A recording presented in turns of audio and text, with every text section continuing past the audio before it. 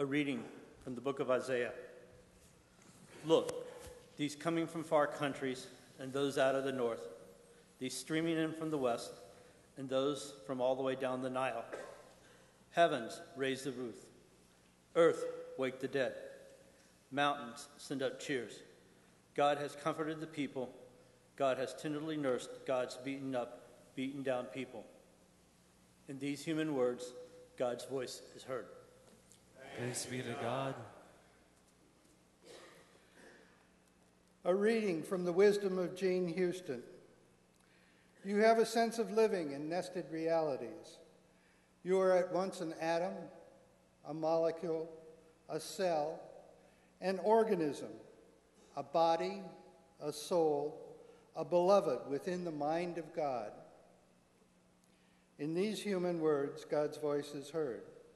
Thanks be to God. God is with you. And also with you. A reading from the Gospel according to Matthew. Glory to you, indwelling Christ. No one can serve two masters, for you will hate one and love the other. You will be devoted to one and despise the other. You cannot serve both God and money. That is why I tell you not to worry about everyday life, whether you have enough food and drink or enough clothes to wear. Isn't life more than food and your body more than clothing? Look at the birds. They don't plant or harvest or store food in barns, for your heavenly parent feeds them. And aren't you more valuable than they are? Can all your worries add a single moment to your life? And why worry about your clothing? Look at the lilies of the field and how they grow. And they don't work or make their clothing. Yet Solomon in all his glory was not dressed as beautifully as they are. And if God cares so wonderfully for wildflowers that are here today and thrown into the fire tomorrow, God will certainly care for you. Why do you have so little faith? So don't worry about these things saying, what will we eat? What will we drink? What will we wear? These things dominate the thoughts of unbelievers. But your heavenly parent already knows all of your needs. Seek the experience of God above all else and live righteously. And God will give you everything you need. So don't worry about tomorrow, for tomorrow will bring its own worries. Today's trouble is enough for today. This is the gospel, the good news. Praise to you, Creator, Christ, and Holy Spirit. My great-uncle Arthur was worried that my great-aunt Gladys really didn't find him attractive anymore. If that's for me, tell them I'm speaking. I'm busy. I'll get to him later. That they were too, but he said that he was afraid that they were they lost the spark in their marriage. And so he wanted to spice things back up. So one day when my great-aunt Gladys was out getting her hair done, he decided he would surprise her. He stripped down to his birthday suit. And he sat in the living room as naked as he entered this world, just waiting on her. And she came in from getting her hair done. Her hair was all fixed. She walked right by him like she didn't even see him. He said, Gladys, I'm sitting here naked. And she said, oh, that's okay. We can throw that chair out. Sometimes what we worry about, we actually bring about. In today's gospel, we picked up at the end of a teaching about generosity. In the Sermon on the Mount, we see Jesus telling his listeners in the first 4 verses of Matthew 6 to be consistently generous. And then he returns to that topic later. In verses 1 through 4, he's talking about generosity. And then with verse 5, he starts talking about prayer. And in that way of praying that he teaches, he includes that we should pray for our daily needs to be met, for God to give us grace to meet the needs of the day at hand. And then he goes back in verse 19 and on talking about generosity again. And verse 24 is where we picked up today. 19 through 24 is that second bit of generosity teaching. And we picked up at the end of that, leading then into a lesson about avoiding worry. Now, why add a worry lesson to a talk about generosity? Jesus seems to think that anxiety is what keeps us from doing our best and being our best and giving our best. Our inner fear talk keeps us from shining by keeping us from taking risk. And so we tell ourselves, I can't forgive them for hurting me. They might hurt me again, and this time I might not recover. We tell ourselves, I can't offer you too much praise because you might get the big head, and then you'll think you're better than me. We tell ourselves that I can't offer an encouraging word to you because you might take it to heart and then surpass me somehow, and then who would encourage me? Or we'll say, I can't give much money. I might run out and then not have enough for me. Or I can't express hope. I can't speak optimistically. I can't tell the truth about what I truly desire because I'll look stupid if my hope doesn't pay off. What if my hope proves to be false? I'm better off just bracing myself for the worst. Sometimes people think that they're actually being strong by always looking for the worst, by declaring things to be terrible, by saying it won't work out, by being committed to all the reasons and all the ways that things could fall apart, rather than daring to hope and work for things getting better. But all of that is really just fear. You see, whatever I'm not willing to share shows where my fears really are. If I'm not willing to express hope or gratitude or generosity or peace or encouragement, that is because I am afraid somehow that if I gave that away, there wouldn't be enough left for me. Whatever I'm holding on to is what I don't believe there's enough of in the world. And so I better hoard whatever I have so I don't run out. Or so the fear thoughts argue. But Jesus says, you won't run out of what really matters. If you give, you won't run out of what really matters. And people of faith should be the ones to know you can never be separate from your good because you can never be separate from your God, the all-good. People in various ages have responded to this teaching of Jesus or shared similar insights of their own. Methodism's founder John Wesley said, to believe in God implies to trust God as our strength. To trust God as our happiness, the only rest for our soul, sufficient to satisfy the desires that God has given us. Shinto scripture teaches, my Lord, boundless as the sun and moon, lighting heaven and earth. How then can I have concerns about what is to be? The Jewish Talmud teaches, whoever has bread in their basket and says, what am I going to eat tomorrow, only belongs to those who are little in faith.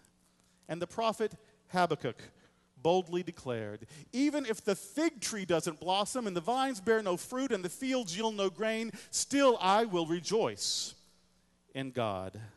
Habakkuk lived in an agrarian society where grape and grain and olive and fig meant survival. So it is a very powerful affirmation to say, even in lean times, he chooses hope and joy.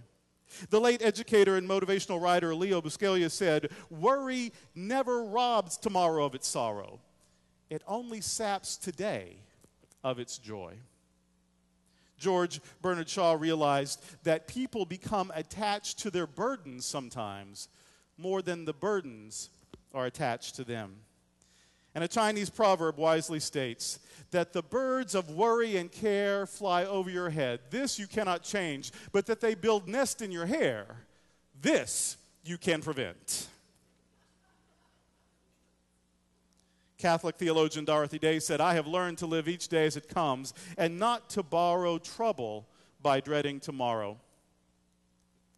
And writer and explorer, traveler Harold Stevens tells us, there is a great difference between worry and concern. A worried person sees a problem, and a concerned person solves a problem.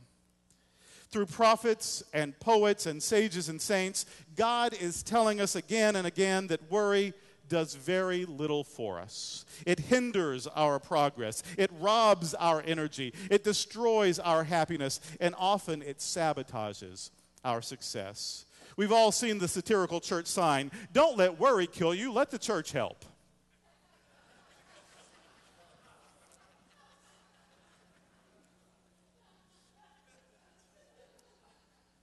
Sadly, there's some truth to the parody. While the church should be helping us have faith in ourselves, faith in the infinite possibilities in life, faith in the eternal process of life, it has too often told us that we were unworthy of its sacraments, undeserving of its favor, and that we should be uncertain of our place in a divine plan. Instead of empowering us to face the challenges of life with grace and hope, institutional religion has burdened us with unnecessary fear and needless regret. Jesus, standing up to such counterproductive religiosity, as he so often did, challenges us to fear less and hope more, to worry less and trust more, to be more present to the possibilities of this moment than concerned about the potential threats of the future. He's not quite telling us to don the goofy face of Mad Magazine's Alfred E. Neuman with his what, me worry attitude? But he is telling us to believe in grace equal to every need, to entertain the possibility that not only is God good, but God's goodness can and will sustain us no matter what is happening around or even to us. Now, this is not pie in the sky, rose-colored glasses drivel. Remember, Matthew is writing toward the end of the first century. Jesus was brutally executed more than 5 decades before Matthew is writing. Paul was executed about 2 decades before Matthew writes his gospel. And the temple in Jerusalem was completely destroyed about 1.5 decades before Matthew pens his gospel. Matthew knows that bad things happen. And yet, after all his people have been through, he still imagines Jesus saying, "Dare to dream for a better experience. Dare to hope that things will get better. Dare to believe that you deserve more than you have so far experienced. Dare to hope that things can improve. Dare to wish for the best. And don't sabotage the possibilities by expecting the worst." And don't invite the worst by always complaining, by always seeing the negative, by always pointing out what's wrong, what's lost, what is so terrible. Sometimes we get in such a habit of looking for what is wrong, we just miss all that is so wonderful. Now, I've had my fair share of useless worrying. This has been one of the issues that I have struggled with throughout my life. My mother is a worrier. Her mother is a worrier. Her mother was a worrier. It has become a generational thing. It has been passed down effectively like a family heirloom. And I have spent most of my life trying to get rid of it. It's like a boomerang. It keeps coming back. But I keep working on it because I have decided, I have determined, I have experienced that that kind of constant worrying is useless. My grandmother was always very frail, and I always adored her. I was her first and favorite grandchild, and we had a special bond. I spent most of my life dreading the day she would die. That is an odd thing for a 5-year-old, a 10-year-old, a 12-year-old to be concerned with issues of mortality, and yet I was always afraid of the day she would die.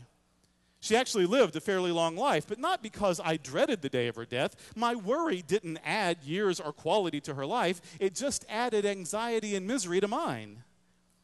When she died, I was just as sad as I would have been anyway.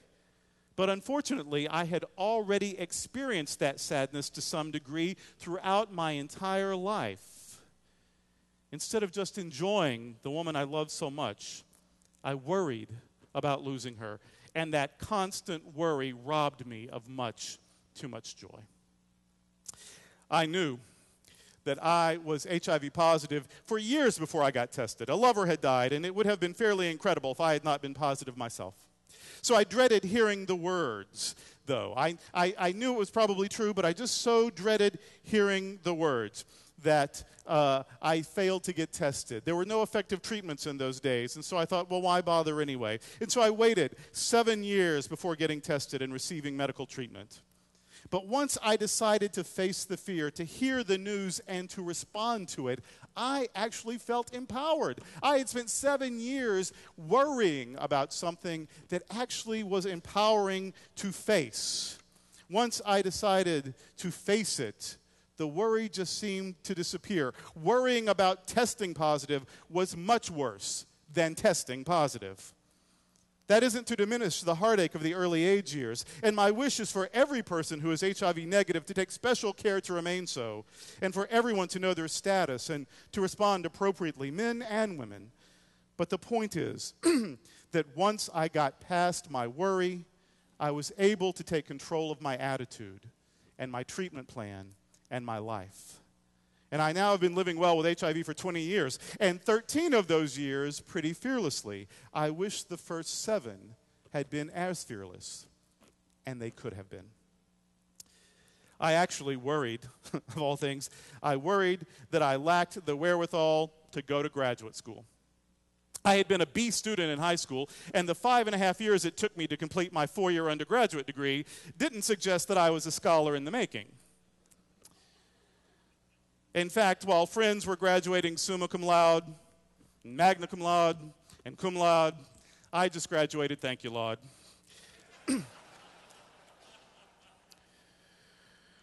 Well, after that less than stellar academic beginning, I went on to complete my coursework for ordination and then earned 2 master's degrees and finally a doctorate. I made all A's in my doctoral program, and I won 3 seminary awards for my preaching and writing and artistic activities. My worry delayed my progress. I could have accomplished more sooner if not for all the pesky and needless worry. In all 3 of these personal stories, my worry was worse than what I was worried about. The problem I could face. The problems, it's not that they weren't real, but I was equal to them. I could face the problems. I could manage them. I could heal from them. I could cope with them. I could recover if they got the best of me. The worry was what was debilitating. If I had just trusted the divine presence in me to sustain me through the difficulties, I would have suffered less pain for less time. Ralph Waldo Emerson wrote, "Some of your hurts you have cured, and the sharpest you still have survived. But what torments of grief you endured from the evil which never arrived." The Roman philosopher Seneca said, "There are more things that frighten us than injure us, and we suffer more in imagination than in reality." And French Renaissance scholar Michel de Montaigne said, "My life has been full of terrible misfortunes, most of which never happened." Problems we can handle. It's the worrying about problems that may or may not show up that defeat us prematurely. When real problems occur, we find ourselves to be absolutely heroic. What choice do we have? It's worrying about what could go wrong that keeps us stuck. We can't keep the birds from flying overhead, but we don't have to let them build nests in our hair or on our heads where hair used to be. To restate the first verse of the gospel lesson today, no one can serve 2 masters. You will be devoted to one and not the other. You cannot serve both faith and fear. You cannot serve both hope and worry. You cannot serve both peace and panic. You see, worry doesn't fix problems. Worry doesn't offer solutions. But worry does make the feared thing more likely to occur. In the oldest drama of our Bible, the character Job says, "The thing I feared has come upon me." What we focus on, we will drift toward, attract, or create. And fear is focus. Worry doesn't make things better. In fact, it almost always makes things worse. Worry makes us miserable long before there is any real need to be. And worrying about what could go wrong tomorrow causes us to miss out on what is good and right today.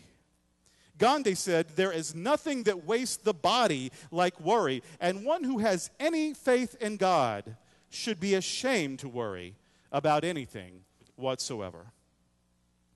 Recalling Wesley's comment, to believe in God implies to trust God as our strength. You are stronger than you know. You are stronger than you may even feel. You are better than you have believed. And when things are easy and when they are difficult, the love and the hope and the beauty and the strength and the joy that we name God are always within us, ready to sustain us. They have always been there, part of us. We are one with them. We have already been given grace equal to every need. So let's try giving up worry. And as we do, we may just find that in reality, there was far less to worry about than we had imagined. And this is the good news. Amen.